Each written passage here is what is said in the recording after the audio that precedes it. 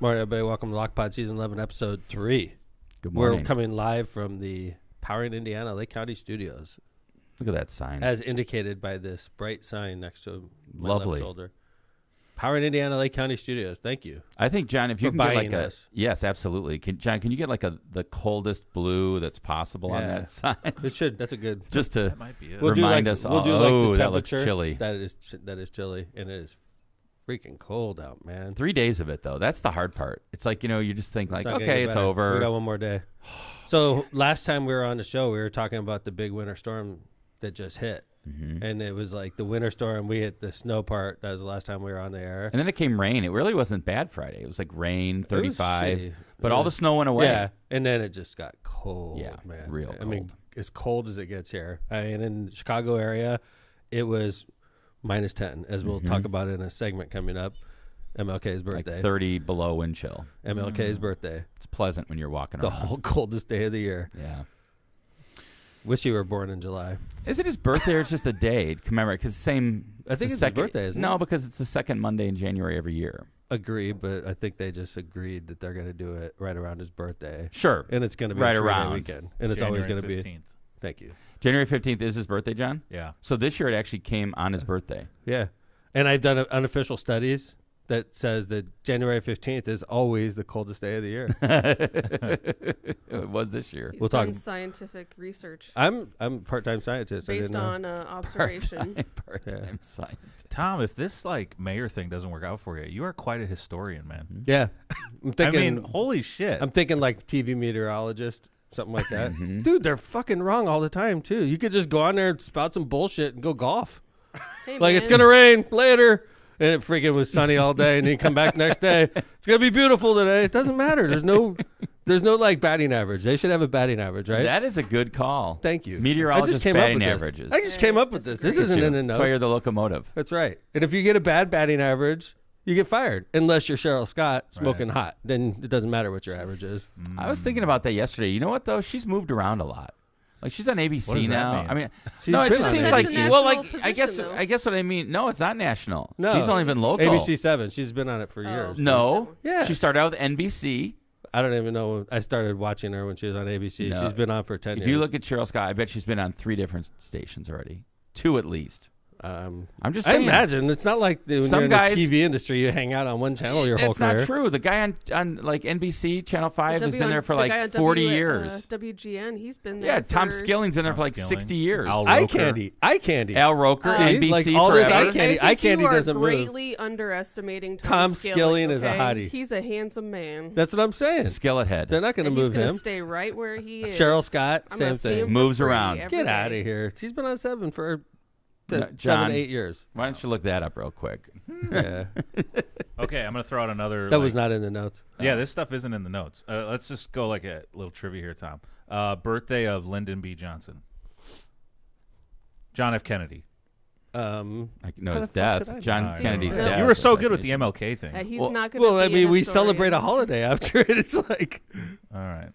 I knew it was going to be right around There goes January. Tom's historian comment. Yeah, never How am I mind. supposed to know their birthdays? Imagine having a holiday dedicated to That was JFK hard. and what kind of crazy shenanigans people would get up to celebrate him. Yeah. Wow. Because he was a party. What's the day you got he's a killed party on? guy. How about that? Who? JFK. That was in June. November 23rd, November 63. 23rd. Was it right? November? Yeah, because Stephen King All the wrote a book. pictures John? look like summer, but it was in Texas. That's why. It was November, yeah. But November- November in Texas. November is warm. 23rd, I think, or 20-something in 63. What's the matter? No, we're No, just he's looking just at doing a pictures of deep Cheryl dive Scott. on You're Cheryl reading Scott. it, aren't you, All right. Kevin? You're trying to. No, while John's going 5, through 6. Cheryl Scott's Instagram. lengthy Instagram. biography, Here's I'd like the to career. point out that we have upcoming guests. Today we have Hammond School City Superintendent Scott Miller. And, you know, we don't have superintendents of schools on really very often at all. It's going to be an interesting show today because there's a way that we fund government in Indiana. We fund schools. We fund it by referendum. And I think it's a total failure. And, you know, a perfect example is what's happening in Hammond right now. The largest school district in northern Indiana is completely underfunded right now. And I want to talk to Scott Miller about that and his frustrations as the CEO of Hammond Schools. I think that's going to be a good show. And then on Friday, We got Jim Dietlow coming back on. Wow, Jed in the house. We're gonna continue where we left off last show. Where did we leave off? You it was weird, dude. You cut it you're like, "Yep, it's 8:30, time to go."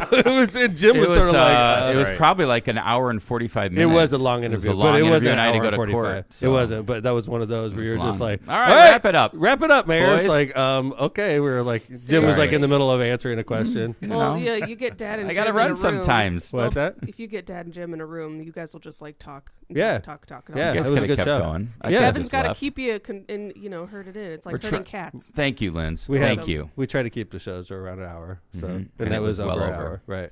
But we're gonna have Jim Dietlow on Friday, so we got. It's going to be good. We got a Jim's good always week coming. Good week coming at you. From the Powering Indiana Lake County Studios. I had an experience the other day. An experience. I did. I don't know if I want to hear about this. Looking forward to this. I was shopping undercover. I had all my shit on. Undercover shopper. I had my hat on. I had I was regular. Dad thinks if he puts on like a fake mustache, he's undercover. I did not have my fake mustache, but I did have a hat and glasses, and I'm like Joe, regular Joe. Oh, right? so he put on a hat and he's like, there it is, master of disguise. Yep.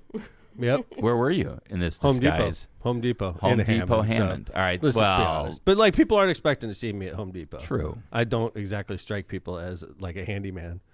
Like you look at me and think, dude, that guy could fix my fridge. You're wrong, right? 100%. Marissa's our handyman. Get out of here. Funny enough, you say that. I ran into our city controller at Target, and both of us were like, "Whoa, this is weird. We're running into each other at Target." Yeah, you just don't see each other. When I was a teacher and I'd run work. into students at Target, that was weird. Right, I bet. That is right? weird. Yeah, that's how cops always say that. I was just gonna say that cops run into like, people they arrested. Goddamn, I just arrested you yesterday, and they're at the Last Walmart. week. That's why cops say they don't like to live in the same city. Nah, I think that's legit.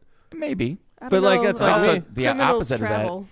But with me, I run into people, oh man, I fired you. Yep. Nice I mean, not everybody they're arresting is from Hammond. How's the job search going? Right. It's uncomfortable. Dad went to Ireland like and ran into people who knew him. True story. I've been in Vegas with you, and you've run into people. Well, nonetheless, I started off my little excursion, and then we went off onto how popular you are. Oh, let's continue. No, how popular our show is. So Dad was this is supposedly good.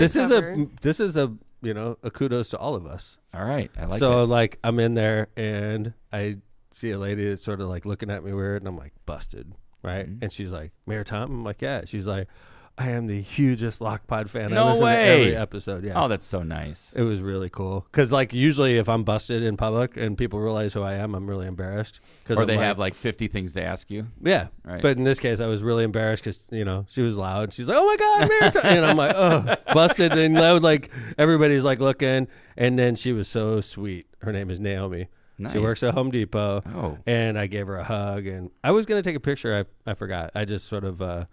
I went and got a hot dog and hit the road. The Home Depot hot dogs, by the way, are highly recommended. Home Depot has hot dogs? I've never had them. I Home always Depot see them. hot dogs are the They're best always at hot the end, dogs at the exit. He's talking like it's a freaking Costco hot dog. Costco is where we get our hot dogs. I've never had a Costco hot dog or Home a Depot Home Depot hot hot dog. Shit. Never I was had starving them. too, because I'm doing steam this. bun. I'm doing this the fasting, and my 13 yes. hours is up On Zero. Yeah, so. The Zero app. So anyway, yeah, thank you, Naomi. Naomi from at Home Depot. I'm going to look out for listening. her. I do pop in there once in a while. By the way, Naomi's on chat all the time. Oh, good. Says. Where does she work? Roaming or at one of the desks? Or she's at the self-checkout, which is where I go. Wow. Because I'm antisocial. I go to self-checkout there as well. Yeah. They have a good self-checkout. Yeah, they do. But they have the guns, which is nice. Which I love. I know, because I always got heavy shit. That's so true, though. The guns are so much better than at self-checkout when you just have the glass. I went it to doesn't Myers. always get. It doesn't always hit it. 40-pound dog food. I have to freaking carry it up onto the instead of the gun into your cart. What the hell, man? Agree. Totally agree with that. Myers, cheap asses. So Scanner. Yeah. See, John, are you a pro self-checkout guy or anti? I don't. I'm indifferent to it. John's like, but I am a I'm Home old Depot school. Guy, I'll tell I'm you old that. school. Ring My my wife, shit my up. wife does my shopping. When I go to Home Ring Depot, my I- shit up. What's self-checkout? All right, John. Sorry. It doesn't matter. John says No, we one wanna thing, know. Kevin and I just go off on him. Tell us. I'm just so glad I come here. Tuesdays Tell and us. Fridays. Tell us. I was just gonna say, when I go to Home Depot, I do self-checkout too. It's Yeah. so convenient. The gun, right? Yes. It's the scanner is so much better. There's always a line. They only have one checkout open there. It's always a line. With that at scanner at Home Depot, I feel Agreed, like John. I could shoot a barcode from across Home Depot. Totally It's agree like, with you. like across the room, I got right? it. That's mine right over there. Whoops! I Don't just be touching that. scanned that drill on accident. It's an aisle over. Right. Yeah, agreed. So Home Depot does have a good self-checkout. We should probably be more critical of self-checkout, though, right? It's like replacing. If you're a thief, that's definitely the way to go. Oh no, it's so no, I easy to think- is not it? scan something. Really? You Wow. sound like you speak from I was going to experience. say, Linz, what is Klepto. this?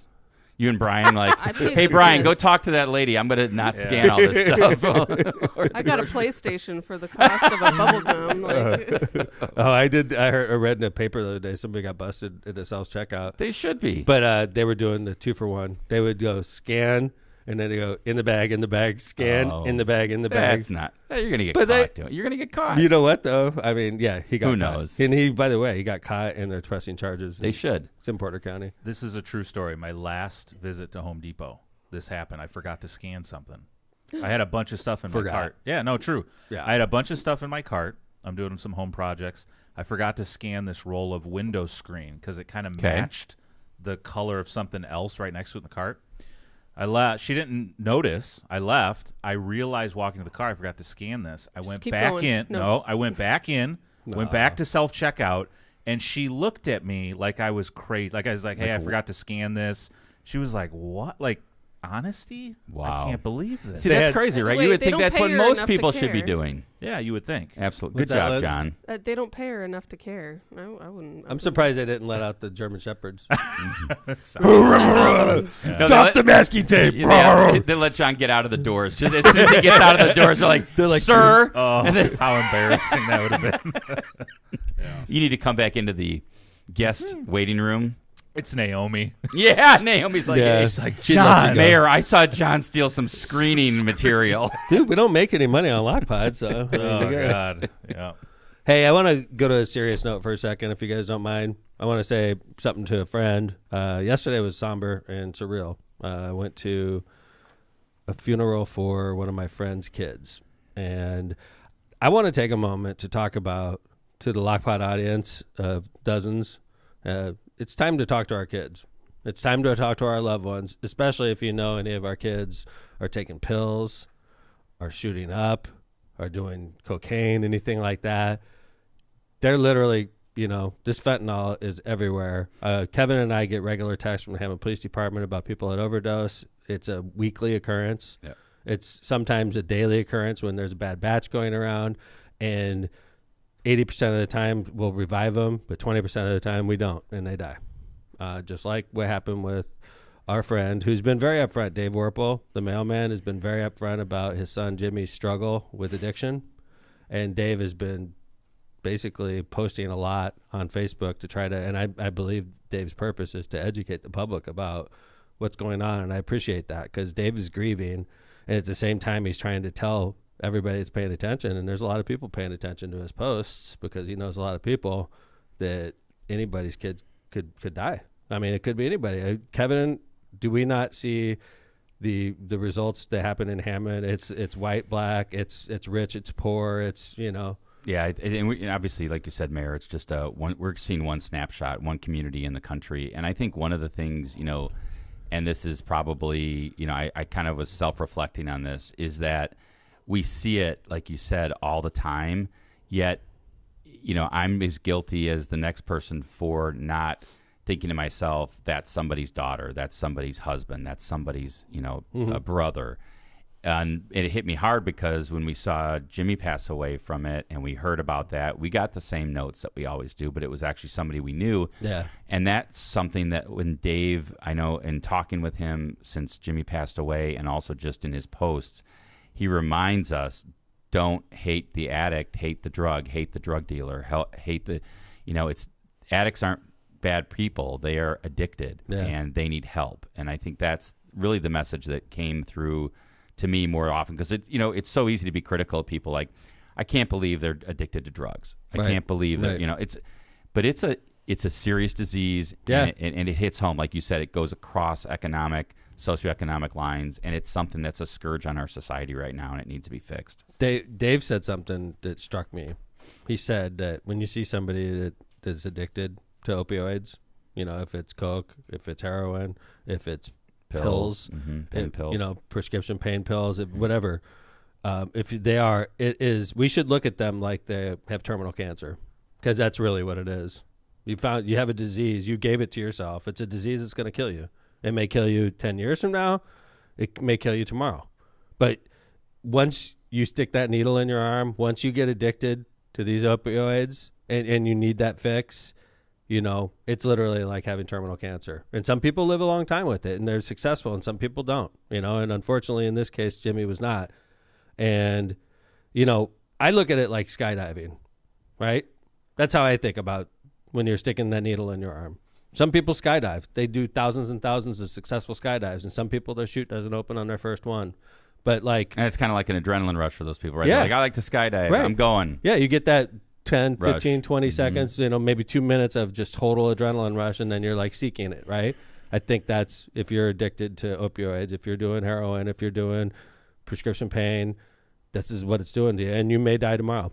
Yeah, and you may live, and you may do it thousands of times and be successful, but it's just as dangerous as skydiving. I think that's the thing that I think I mentioned it last show, but that's the thing that I think, you know, you have to think about is that you have people that are addicts that know what they're doing could kill them today, and yet they still do it. That just goes to show you how screwed up the brain is on addiction, because you do things that don't make any sense, yet your brain's telling you that it wants you to do it. Yep. And that's the sad part. And John, I don't know if you have the link. I put in the notes. We wanted to put this up. It's for addiction help in Indiana. There's a hotline. It's a national hotline number. I'll just say it here, but John's got the link he's going to put up too on the screen. It's 800-662-HELP. So please, anybody that you know that has addiction problems. I also have live chat there on the state website at in.gov. You can search for it. It's a national hotline, and they refer you to state-approved agencies with counselors, and hotline help is available, so please take advantage of it. If you or anybody you know is struggling with addiction, that's 800-662-HELP. Okay. Well, let's go ahead and do some ads, and when we come back, we're going to talk about MLK March yesterday. We're going to talk about the Iowa caucuses, and then when we come back after that break, we're going to have Scott Miller on. So if you guys don't mind, I'm going to jump in and do the first ad, Powerade Indiana. Again, we're coming live from the Powerade Indiana Lake County studios. IBEW Local 697 and NECA proudly bring you to Powerade Indiana, Lake County. With over a century of experience, they've been safely wiring the region. From powering corporations along the lakefront to lighting up homes across Lake County, Powering Indiana Lake County is your trusted source for electrical professionals.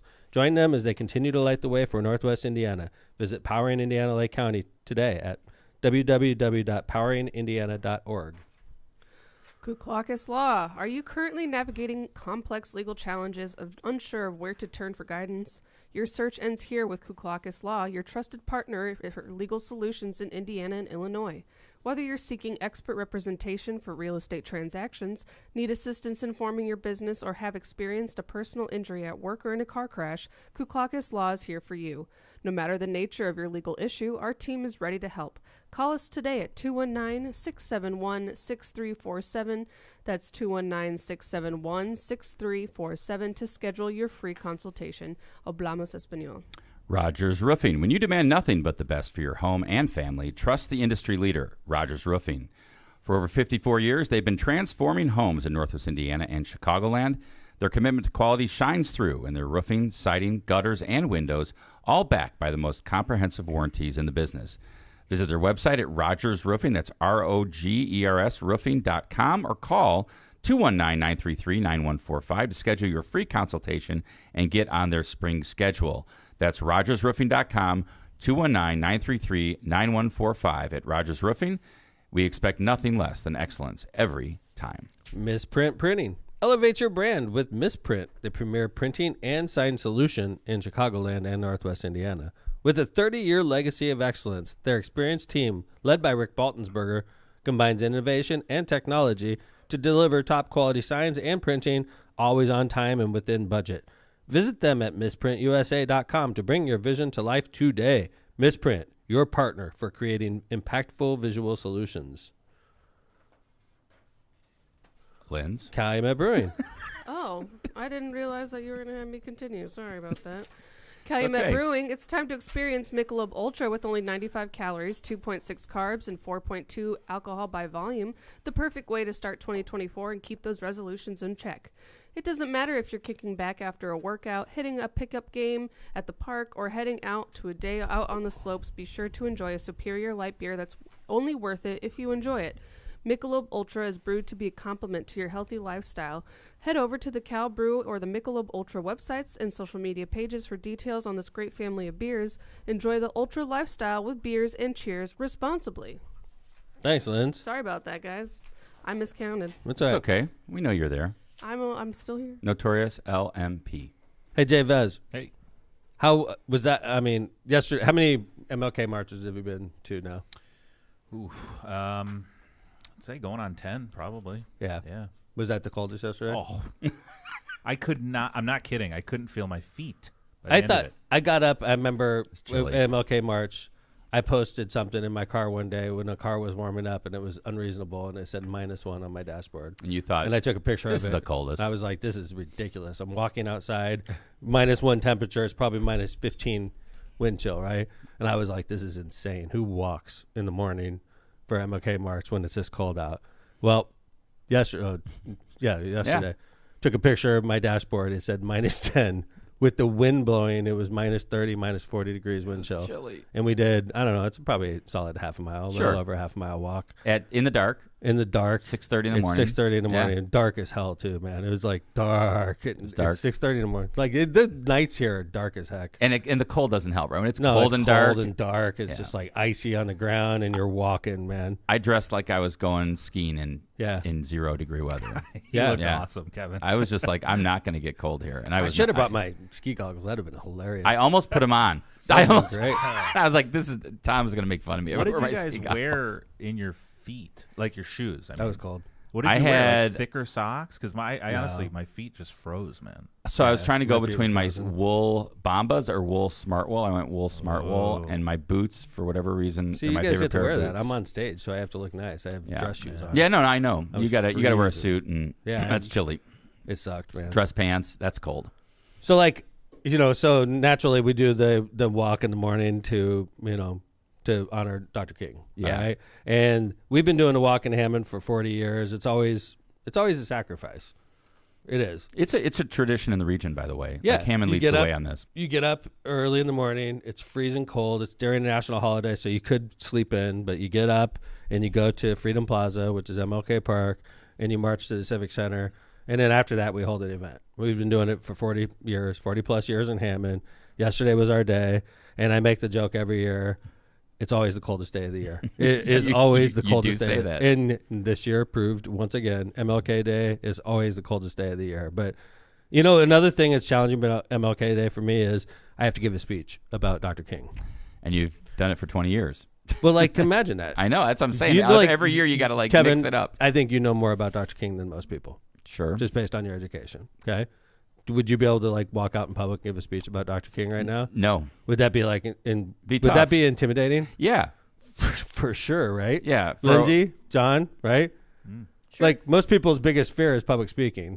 And then to go out in public to give a speech about somebody as famous and as important and as loved as Dr. King, that's one of the more intimidating speeches I give. Yeah, and I was just going to say, as a white guy, it's a little intimidating because there's Thanks for a saying that. cultural It's the there's a truth. cultural aspect to Dr. King and what he brings to the African American, African American community, and Yeah. so, I think their experience about Dr. King differs significantly from what I would ever think about or experience about Dr. And King. forgive me if I think that probably my education growing up and learning about Dr. King was a little bit different being a white kid than if I were an African-American kid growing up and celebrating MLK Day and going out and learning things. So, I don't really feel when I took over as mayor 20 years ago, I was prepared to give a speech publicly about Dr. King. And I was incredibly intimidated by that speech, and I am never afraid of speeches. And Tom, we've talked about this, about just how,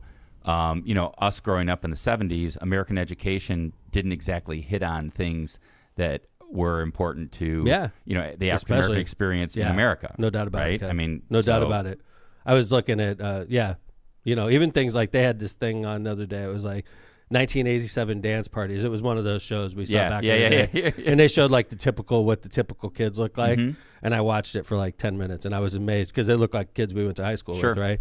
Not one, like hardly any African Americans or Hispanic kids at all. It was No. all like white kids. No. Because Parachute that's why pants, perms. that's how we grew up though. When we grew up, Agree. the media was not diverse at all. They didn't, Yeah, I agree. Yep, for so sure. anyway, why I'm saying this is why I was intimidated to give a speech about Dr. King is one of the things about MLK Day is the march. And this year it seemed like usually it's always going to be cold or raining or snowing. And usually I get a couple people who are like, hey, you're going to cancel the march this year? And I always say no, right? And then this year, let me tell you, with the -10 projected starting temperature and the -30, -40 wind chills, I was literally like getting bombarded with questions about, you're going to cancel this, right? It's insane. Like, why would you walk outside when you can get frostbite in minutes, right? And I said, no, we're doing this damn thing because when I'm doing that march, I want it to hurt. First off, getting up early in the morning on a day off and marching a half a mile in the freezing cold hurts anyway, but I want it to hurt. And the things that we should be thinking about is how lucky we are that at the end of that march, we're not walking into fire hoses being sprayed on us like the marchers in Selma to Montgomery got. Or when we're walking in the Hammond Civic Center, we're not walking into a line of German shepherds prepared to attack us for protesting for our civil rights. So I look at it like that. And that's sort of where I went in my speech yesterday. I think it was one of the more effective speeches I've given because I got to highlight Dr. King. And I also got to talk about why we're never going to cancel that march and why we're never going to, even if it's freezing cold, we're not going to cancel that march. So a couple of things. Number one, people asked me leading up to Monday whether you would cancel it. And I said, number one, I would never even ask him. Number two, I can guarantee you he's not even thinking about it.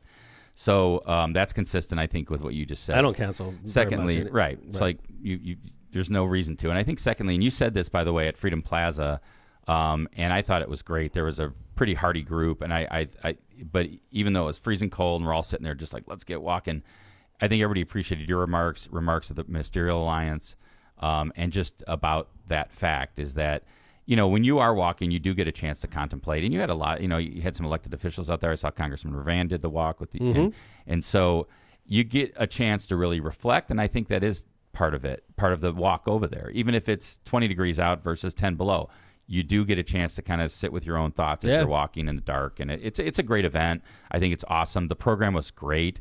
I thought it was. The kids choir, all the musical stuff, hundreds of people, a lot of elected officials, and it's a great way to start MLK Day in my opinion. So it's good. So congrats to everybody. Awana Miller and her group. Pastor Sanders was there, one of the first founders of the event. I know was there as well. So that was cool. Cool. Pictures. Let's, Kevin, you did a lot of notes on the Iowa caucuses. Could you sort of explain to us what happened yesterday? And I know that Trump walked out with the victory as expected. Yeah. Was there any surprises? I don't know if surprises, but definitely some takeaways from it, I thought. And, it's always interesting because we're so used to primaries in Indiana. It's always interesting to me to kind of revisit the idea of a caucus and what it is. And Iowa's very unique. And it just is also kind of weird to me, like how much, I don't want to say influence, but people pay attention to Iowa, right? Even though it's a smaller state, it doesn't, it doesn't have a ton of delegates, but or diversity. It's the first, or diversity, right? It's a super white state. Absolutely. And by the way, like, here's just a couple interesting stats. About 110,000 people caucused. That's only 15% of the Republicans registered in Iowa. $124 million was spent in Iowa, which is about $1,100 per caucus goer. Oh my God. That's incredible. So it's insane, right? And it's just it's a snapshot, but they're first, so someone's got to be first, I guess, and they are. But Trump, as predicted, ended up with 51.2% of the caucus goers yes votes. He was the first choice for those folks, and that means 20 delegates for him. DeSantis came in second narrowly with 21.2% with 9 delegates, and then Haley was 19% with 8 delegates, and Ramaswamy was 8. So things that were really interesting, and like I saw this list. It's like 5 takeaways from the caucus. And John, and obviously Tom, I want to hear your opinions on this. 1, Republicans have been saying they're still with Trump. Believe them. I mean, that's right. Largest margin of victory ever at the caucus, 30%. It's a joke. And Gross. the prior largest margin of victory at an Iowa caucus was 12.8%. So that's interesting. All that money wasted. Yeah, and telling you, man. earliest call ever, 8:31 p.m. So an hour and a half. Listen, man, I honestly, I feel like democracy is failing. It's in trouble, I think. But like, we have a nation of 300 million people, and the two people that we're going to end up choosing from are two, octogenarians. One of whom is on the cusp of going to prison, and the other one, some would argue, are already showing signs of, failure. So like, how is it that we have a country and these two jokers are the only two that we could choose from? It's a freaking disgrace. It really is. Even more interesting to me is the second takeaway, which is Trump's criminal indictments have only helped him, at least with the GOP base. When you went to caucus goers yesterday, and again, these are overwhelmingly white people in Iowa, 3 in 10 of the Trump base, so those that were extremely for Trump, only 3 in 10 believe Biden won the election. And 2/3 of the Trump caucus goers said if Trump is a convicted felon, he's still fit for president, which I found That's to be good news absolutely for felons across amazing. the country. Yes, good news for felons all felons across the country. You too can be president. Indiana, there was a guy who was actively in jail who got voted into position or into Maybe office. that was this more last by election. mistake. Oh, This is yeah. like with full knowledge. That was in East Chicago, right? That was East Nobody- Chicago. That was East Yeah. Chicago. Couple years Nobody ago. cares. He was a murderer. Yeah, it's fine. The People will vote for whoever they want to, regardless of their background. Some at this people do, point. no doubt about it. They Yeah. don't care about your personal opinions. They pick a guy and they stick. They with run it. with it, or they don't want to be like, in a way I was thinking about maybe some Trump voters. Nobody likes to be proven wrong, so it's like we're sticking with him no matter what, right? So maybe that's part of it. Mm-hmm. And interestingly enough, in those numbers I gave you across the country, they're almost flipped on their heads is when you look at Democrats and independents. And so if you're against Trump, that may be one saving grace, is that the electorate overall doesn't feel the same way that those Iowa extreme Trumpers feel. So this is interesting. We talked about this on Tuesday. DeSantis will interpret his second place finish as a reason to keep on going, but a path to the nomination for him looks closed off. Even if the path to the nomination for him looks closed off, he had 30% in June. He ended up at 21, so he's lost. But like, you're assuming that polls are accurate. No, I'm saying that. How do yeah, you know sure. he was 30% in June? There was and a ended poll up in at June, 21. right? But polls are bullshit. Sure. I mean, Well, it's true, right? Yeah. When's the last time think you so. answered a phone number you didn't recognize? okay. Well, let me put it this way. Let me ask you this: DeSantis had more momentum last year when he started out than he does But, now. or was he Yeah. at 21% last Don't year know. too? Yeah, we don't You know know. what I'm saying? I mean, Sure. we're talking about a poll like it's accurate. Well, I can say this, and we know this because these are actually results. He ended up losing to Trump by 30. So the question is that something that you should be like, let's stick it out? The ultimate poll is election day, right? And Sure, like, yeah. I think if I was in the Republican nomination, you have to consider the fact that Trump may end up convicted and going to prison. So in that sense, DeSantis should be happy with a second place finish. That's John, right. That he. Yeah. Can we talk this out for just Yeah. a second? Yep. So when will we know who the nominee is? What month is that? When Trump gets convicted or not? No. We'll know before that, right? Well, you have to get so many delegates. I mean, John, there's always a potential for a floor convention. I mean, that hasn't happened in ages, right? But you have to have the correct number of delegates based on your primary victory. Okay, let me ask it this way. Let's say Trump's the nominee, Mm-hmm. and then he's convicted.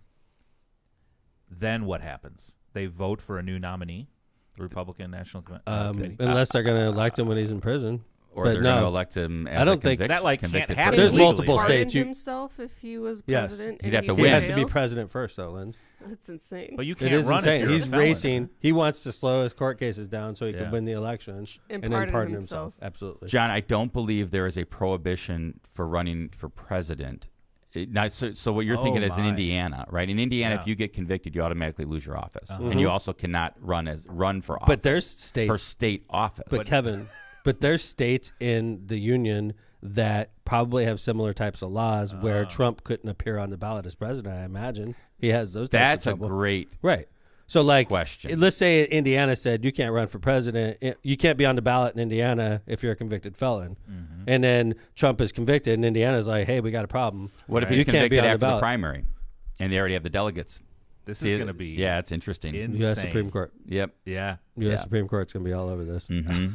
That's Hey, interesting. we better start closing out on this topic because we got our next guest waiting in the green room right now, our new expanded green room. Yeah, very good. Did you have more from this? Just one other thing. I just Sure. wanted to mention Nikki Haley. Obviously, this means her New Hampshire is is an end all be all for her. I think pretty much. I mean, I don't know. She's really close to Trump in back and forth. It's like 39-32 in New Hampshire, so that could be a big deal for Nikki Haley, especially if South Carolina's third. I think it is usually, which means, and that's her home state. Yeah, so they expect her to true. win there. So, But like on the notes underneath Nikki Haley, it says she resonates with moderates and college degree Republicans, which tells me she's dead in the water. Because anybody that's appealing to moderates is a dummy in politics right now, and I'm including myself in that category. I believe I'm a moderate. I appeal to a moderate, and that means I'm dead. That means I'm not going anywhere in politics because why would you appeal to a moderate, you idiot? the middle of the country, right? Right? Yeah. Why are you going for the middle? an You go for extremist. the fucking crazy people. That's how you win. That's how Trump Right? won. Like jack somebody off in a theater like Marjorie Taylor Greene, and you'll be a fucking No, senator, right? Bobert, be careful. Oh, excuse we me, don't want. Bobert. I Sorry, didn't wanna- Marjorie. we're gonna get sued again. Sorry, I'm not supposed to be crude before we bring on a guest, That's but right. the successful federal politicians are the ones appealing to the wackos. Stop trying to appeal to moderates if you want to be successful, Nikki. You got to go for the whack jobs. Yeah, it's interesting. She actually won a county, and it was the county where University of Iowa is, which you would consider to be University towns are usually that's right. Democratic leaning. Mm-hmm. Props to Vivek, by the way, getting 8%. 8%. No, he wanted You double like him? digits, John. He had a lot to say that I really liked. He Yeah. is definitely. He's campaigning for vice president. We all agree on that, right? Yeah, but Trump kind of ripped him earlier this week. So. He did. He Yeah.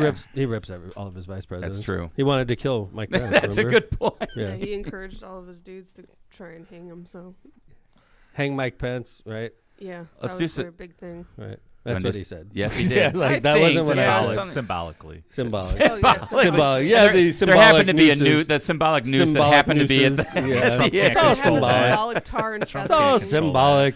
So, all right, let's go ahead and start these ads. We'll get our guest in the studio. When we're coming back, we're going to have Scott Miller here. We're going to do a good interview on Scott. I want to talk about what's going on in the state of Indiana. And this is interesting because it's not just the state of Indiana that public education is under fire. Okay, so no matter who you are out there, hearing from an urban school city superintendent is going to be interesting, so stick around.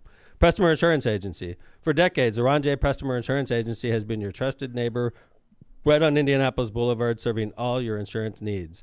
Their wide range of insurance products and services, including auto, home, business, and life, has helped over 1,000 individuals and businesses throughout the Chicagoland area. Call Ron or Ronnie today at 219-844-0103. They're here to protect what matters most to you.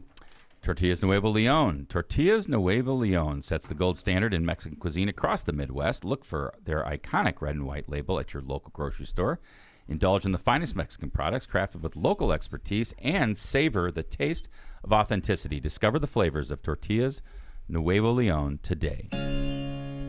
Tortillas Nuevo León, hechas con amor, para ti y tu familia de todo corazón.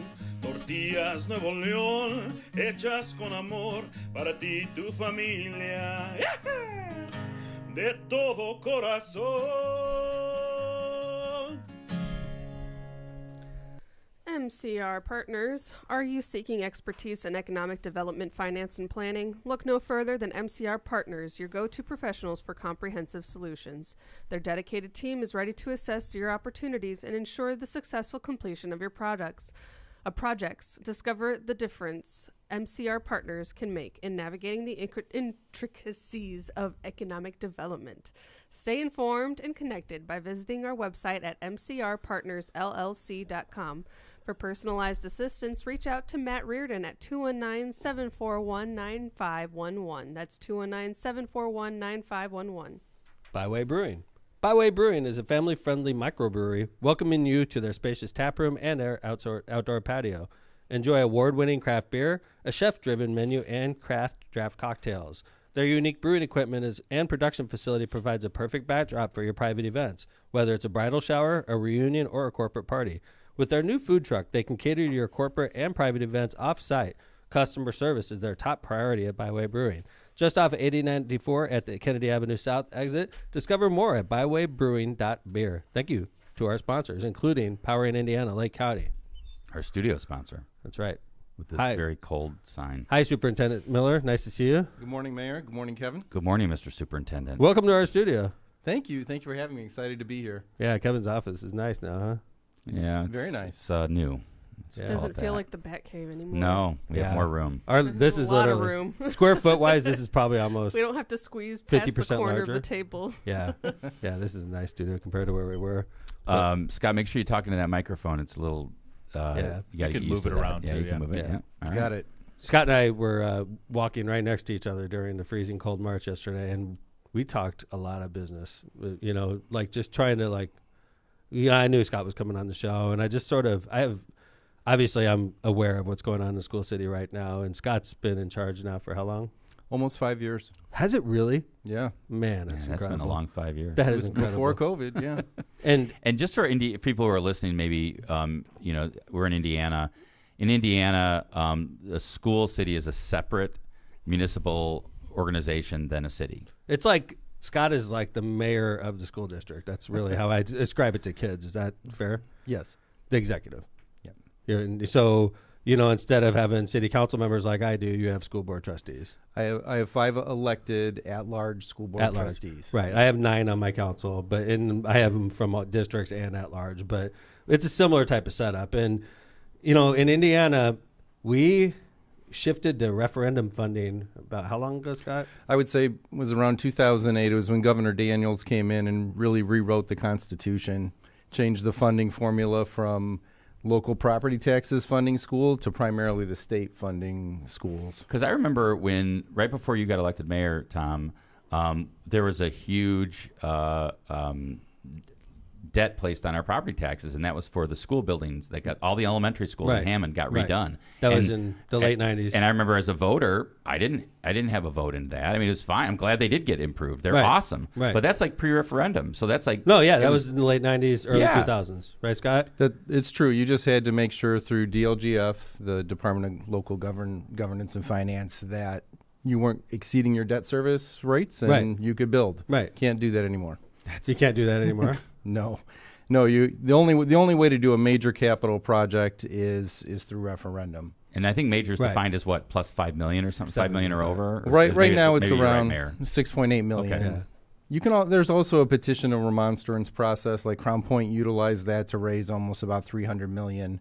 Where essentially, if people learn of the project and there's 500 people who petition against it, then it goes to referendum anyway. So it's We kinda have like- that. We have that, right? I remember because we were worried about one of our projects if they were going to petition it and go to referendum. Not that, certain types of projects. right, You're right. right. There was one project I remember we were concerned with that. That was a while ago, by That was the a way. while ago. But this is like for me to hear how Scott's talking now. Scott, I imagine 85 to 90% of your total revenue goes to personnel. Is that fair?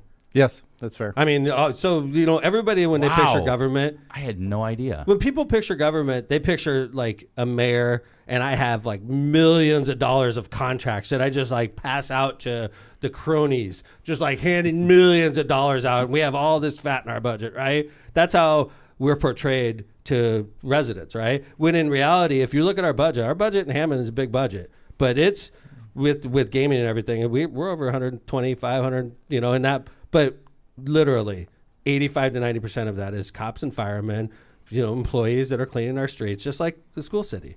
So when you're cutting government, sure, you get rid of some fluff, but in reality, you're getting rid of people. Is that fair?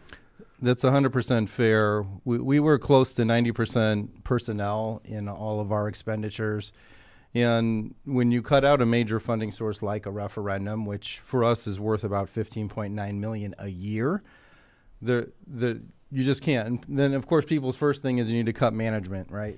Of course, because you have all these high-paid Because everybody else will run the $1 million school city right? easily. Yeah. Right. So we've actually done that. We're reduced our administrative footprint by 40%, and that adds up to about 1.8 million. Right. Okay. Right. So like there's all this extra, and like our number, like as far as like contracts and expenses, other than people, our number one expenditure is NIPSCO. Like I can't cut that. That's Yeah. buildings. Yeah, Yeah, that's your I bill. You can't got to cut pay your that. NIPSCO bill. Right. Well, Scott, when you said when you lose the source of a referendum, but so in my mind, I'm saying, well, what? Just live with what you already have. Why can't you just live on what your current budget is? Sure. It's because this is one of the things that's real tricky with the referendum system, is that once you have it, you're going to use that money for people, right? That's your primary resource in schools, is to provide additional support to people. We have bought some buses with it as well, but primarily we've used it to fund personnel.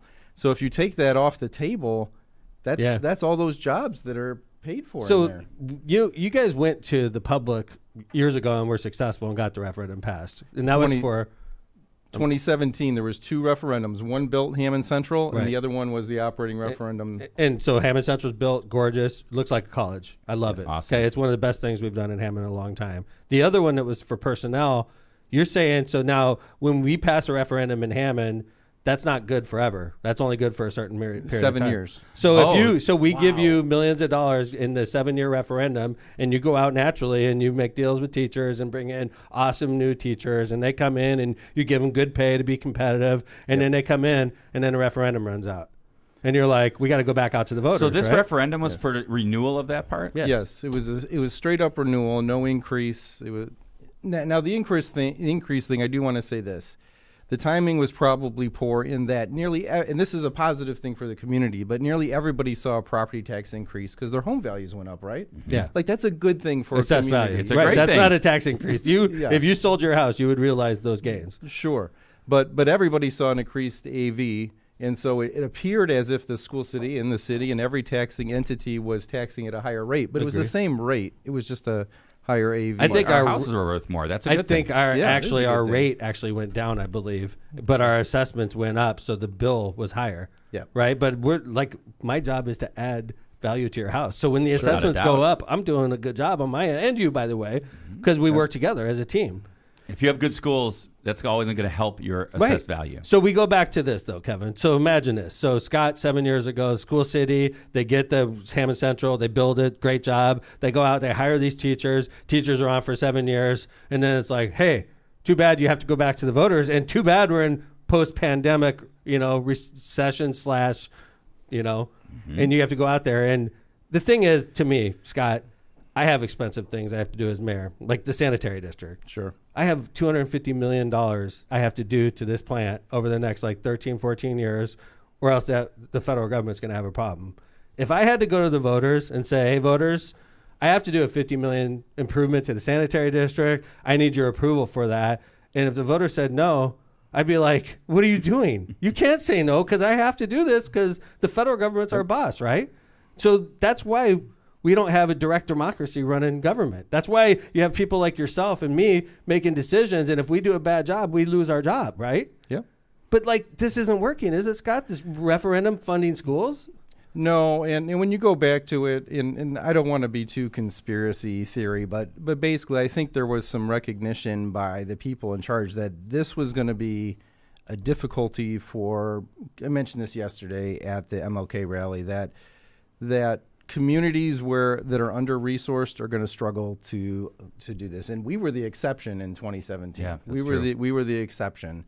Yeah. And, When you say exception, meaning we were an urban city that actually passed 2 referendums. Yes. Yeah, we were by far and away the exception. And Brian Smith, the Highland superintendent, did his doctoral research on factors that influence winning referendums. Interesting. And number one was the socioeconomic level of the city that it's run in. So are you saying then if you're a Valpo or a Munster, communities that are doing well and are wealthier, they're more likely to pass these referendums and improve their schools than a city like Hammond?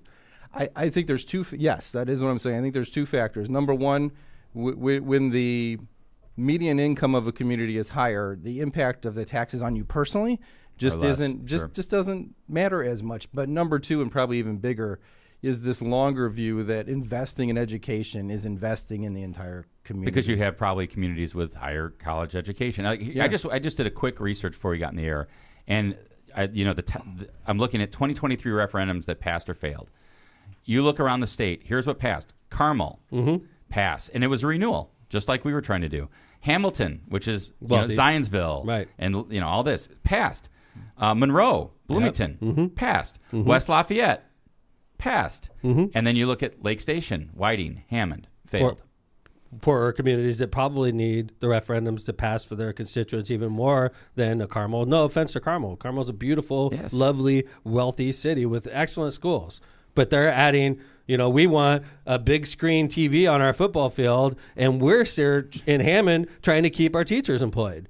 And we can't pass a referendum in Hammond to keep our teachers employed, and Hamilton County's getting a roof on their football stadium. And the legislature throws up their hand and say, well, it's just, you got to It's a pass a referendum. You got to just pass it, right? And then, Yep. So what really frustrates me, though, Scott, is like, I think there's one thing I'm an expert on, Kevin and myself both, in Hammond. We know how to win elections in this city. Sure. Okay? And when you came to us and asked for your help, for our support, and I jumped on board. You did. We knew it was a tough case to make. Yes. Right? We knew that we were probably facing an L. I mean, I was hoping it wasn't going to work out that way, but we went out into a tough atmosphere to try to sell 2 referendums, and we were not successful. True?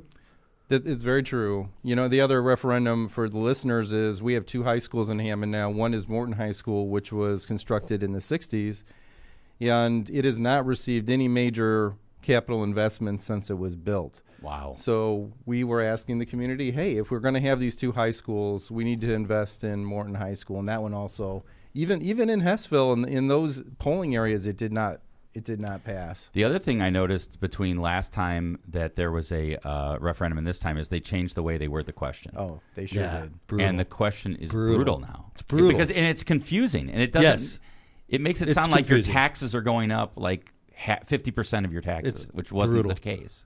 It's like they made the wording so that it would be harder to pass these referendums. Agree. So and now that these referendums aren't passing in places like Hammond, there's complete consequences because that was $15 million in funding that Scott thought we were going to continue to have because I've had it for 7 years. And of course I've committed it to teachers. And of course I've committed it to higher pay. And now that you've taken that from me, taxpayers, which we did in Hammond, there's going to be consequences. Like I read an article. It said busing to end in Hammond. And people were outraged. What the hell? Busing's going to end in Hammond? And I'm like, are you freaking crazy? Of course busing's going to end in Hammond. We voted down $15 million of funding for the schools. Why are we acting shocked? I don't get it. You can't print money. You give the schools money, and if you take the money away, when Scott has to make these horrible decisions, you can't get mad at Scott. You took money. You took $15 million from this guy for our schools. Yeah, I think it's amazing to me because it's the same thing like, oh my gosh, what did I just do type of thing, right? And so I'm just curious, Scott. Yeah. What were the no arguments? Like what? And if you could also give them and then maybe like answer why that's not the case. Well, I'll tell you the number one thing they never talked about was how this was going to impact our students, our 11,000 kids. 11,000 kids. That go to Hammond schools every single day. They never talked about how it was going to impact them. The last 6 weeks or so of the election, the focus was on me, right? That I was an awful person. With your high-priced consultants. And if he would just cut them, all you teachers would make a lot more. It's so ludicrous of the argument. Yeah. And we really don't have high-priced consultants. We have a couple attorneys that obviously an organization. We're around $100 million organization. You need some have to lawyers. have these people. Yeah. Yes. You need consultants. You need lawyers. Absolutely. But the property tax thing became a big thing. How you spent the money the last time, we tried to do presentations on it, but people, I think, voting can be emotional, right? It's not necessarily based on the facts. Yeah, Really? And trying to get the facts out there.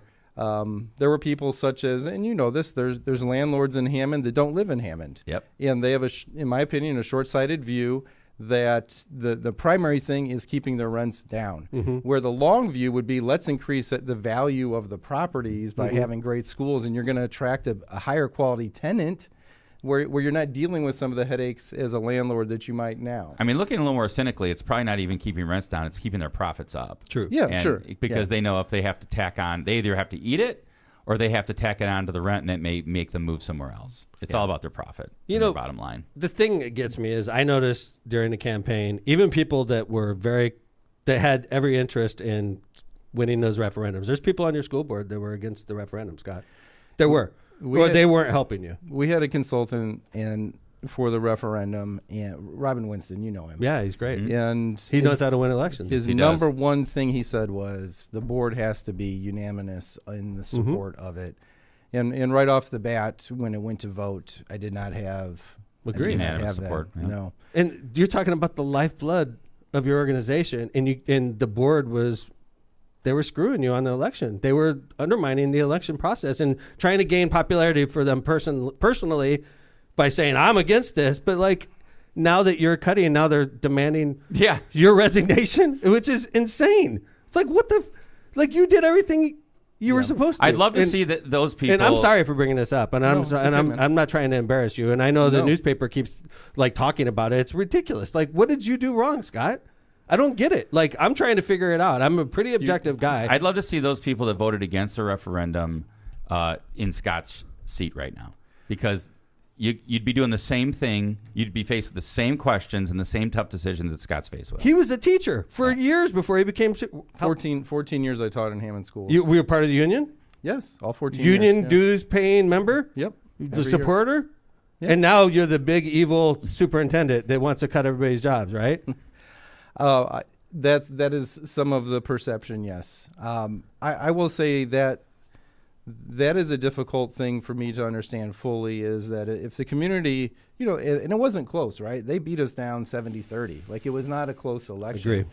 And yet, if it's at that rate, you would think those same people, when we're proposing cost-cutting measures, would be like, good. Like, this is what they needed to do. We told them that they were too fat and they need to trim. But the reality is we weren't that fat. And the things that to get up to that amount and to build some cash balance for us, none of them are enjoyable suggestions. And I'm not going to speculate on them, but all the things you would think, reducing salaries and benefits or positions or considering consolidation of schools. Right, or closing schools. All these things. You have to consider that now. I hate it. I mean, I don't want any of this. I'm trying to be as equitable as possible in these situations, but I think the cat's out of the bag with this. The day after the election, DUAB contacted us, the Distress Units Appeal Board, and tell everybody what that means. Yeah, so for any basically taxing unit, if the state has a agency in Indiana called the Distress Units Appeals Board that will work with municipalities if they feel your finances are not trending in the right direction, if your balances get too low. And they contacted you the day after? Day after the election. Wow.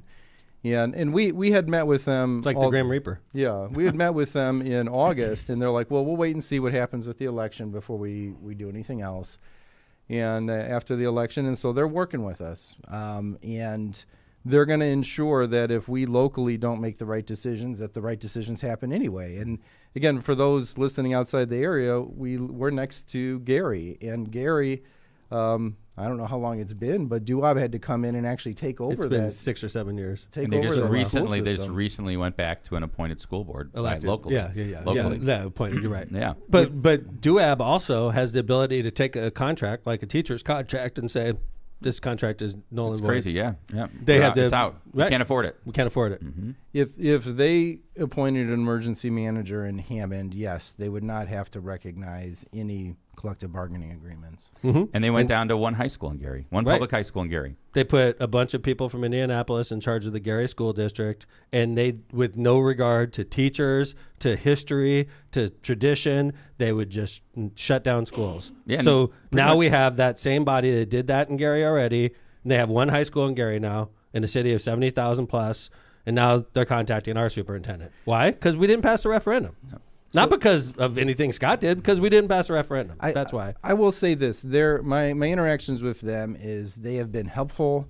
They want us to handle our business. That they don't want to take over any schools anymore. But that is looming. We have a due date in the middle of February where we have to present our cost containment plan. I mean, as an educator, not as an administrator, Scott, tell me what you believe or what you fear the impact of this will have on the school city. Undoubtedly, it will lower the resources and services we offer to kids and families. 100%. That is the impact. So, and in a community like Hammond, you need those resources, and you need more. We have more need than most communities because of our demographics. Yeah. We have more need than a Munster does and a Valpo does. And Munster and Valpo could pass referendums like that they have. Because they have a wealthier community that can afford it. But if you're from a poorer community in Indiana, Wait till you see what's going on 20 years from now. 20 years from now, you're just screwed if you live in cities like Hammond or Lake Station or Whiting. Too bad for you. What the answer is to move to a place like Valpo. Instead of having a uniform school district, a uniform public education system that educates the public, they're creating a system of haves and have-nots. And right now in Hammond, it appears that we're in the have-nots because our residents refuse to pass a referendum. So one other major thing that the state legislature did, and again, you got to question, like, is this a long-term strategic plan or are these just short-term decisions?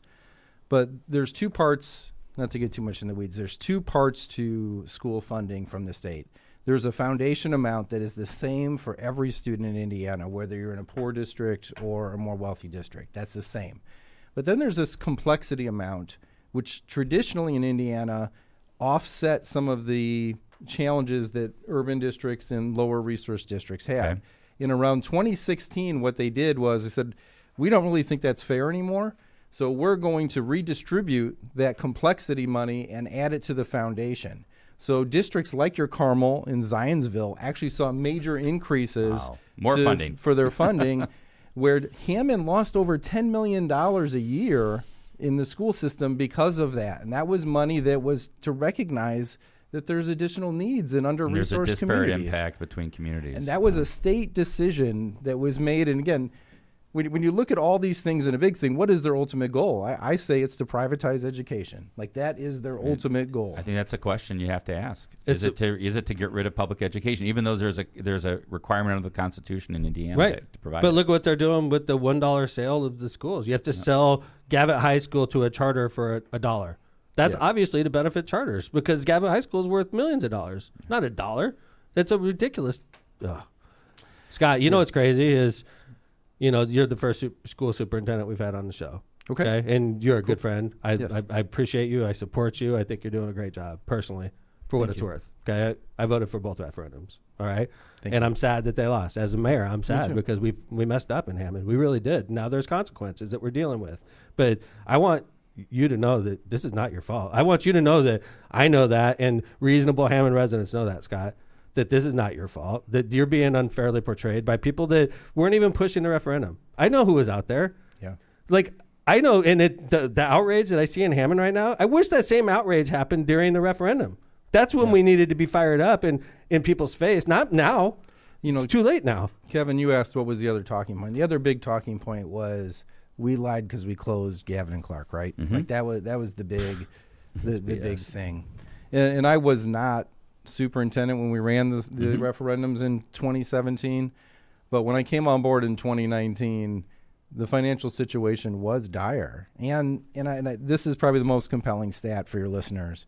In 1969, we had 4 high schools and 25,000 students. Wow. And fast forward exactly 50 years later, 2019, same 4 high schools and only 12,000 students. That's right. It's a no-brainer. That's right.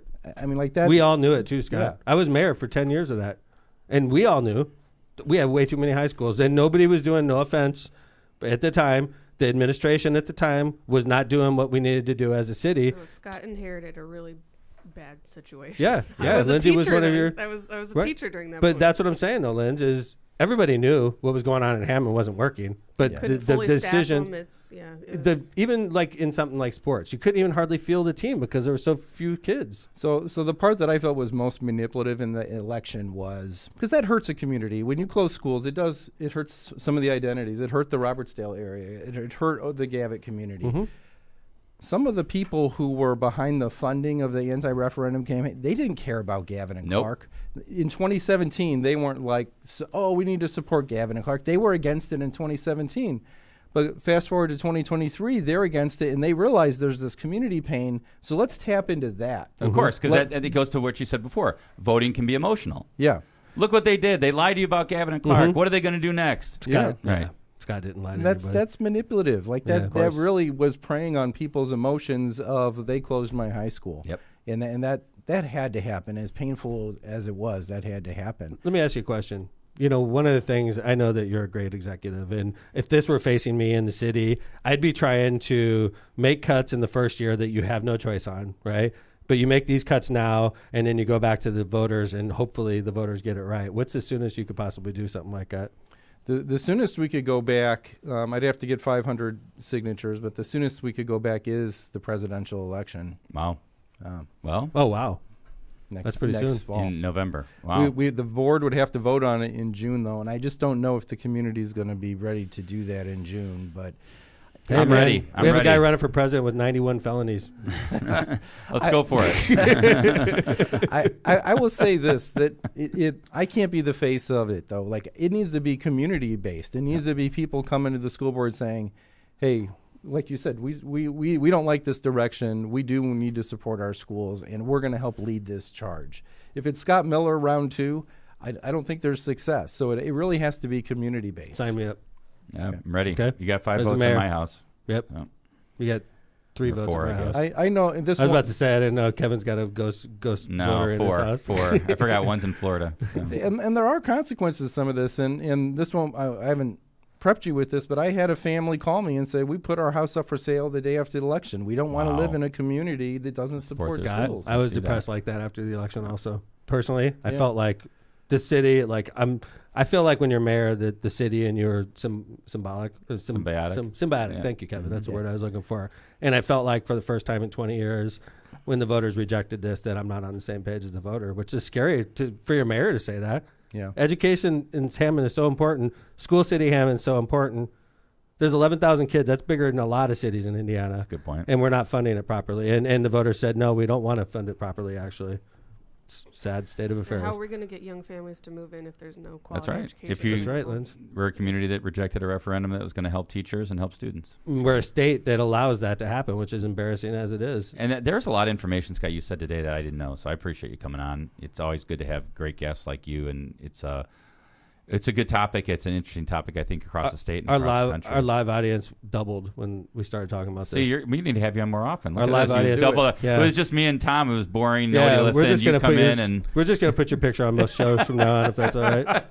The cardboard cutout in the background. Yeah, right. That'll work. well, thanks for coming in, Scott. Tom will wrap it up. Thanks, Scott. Great. I appreciate you, man. I think you're a great superintendent. We're lucky to have you. And I didn't even get half the stuff that I wanted to talk to you about, but it's an excellent topic. It's interesting, and we do have a lot of government-loving people that watch this show and listen to it, and I think that's why the population doubled when we started talking about it. Anytime you want to have me back on, happy to Thanks, do buddy. it. We will. Yeah. It's nice to get in depth on something too, isn't it? Because sometimes you can't do this on, when you have commercials and stuff. We could just dig in on Lockpod, which is really nice. So It is super nice, and a lot of times your public events too. There's time limits, and you just can't get into it. And so, yes, this is a great forum. well, thanks for coming on. It's great. My pleasure. Welcome to Lockpod, and only our third show in the new studio. So, Lindsay, great to see you, Very nice. babe. Thanks. Thanks. For being a great teacher, and she's a tutor for nursing students. She That's nowhere near what I did as a teacher. yeah, right. She was a teacher at Morton High School for a long time, and then she taught at Hast. So, Yep, I've seen both sides of the coin. yep. So, Hast was a partner with the referendum too. Yes, they were. Yes, They they were were. going to make Something out else. too. Yeah. I saw that in the paper. It was the first time in Indiana that a charter school is going to also benefit from the referendum. And yep. So Jay there you go. Vez, thank you, Hey. sir. Thank you. So You're shows welcome. have been sounding great. I've been listening to it on the stream. It's been Good. everything's great. I appreciate you, John Vez. Kay Chandler, thank you, sir. Yep. Appreciate you also. And thanks for paying us, charging us a reasonable rent every month. You're We welcome. Appreciate it. So Trying to keep the lights on. thanks for listening to Lockpod, everybody. We'll be back on Friday with Jim Dietelo as our guest in studio. So another great show on Friday. So make sure to tune us in, follow, like, and all that stuff. So we will see you on Friday, everybody. Thanks for listening to Lockpod. Lockpod is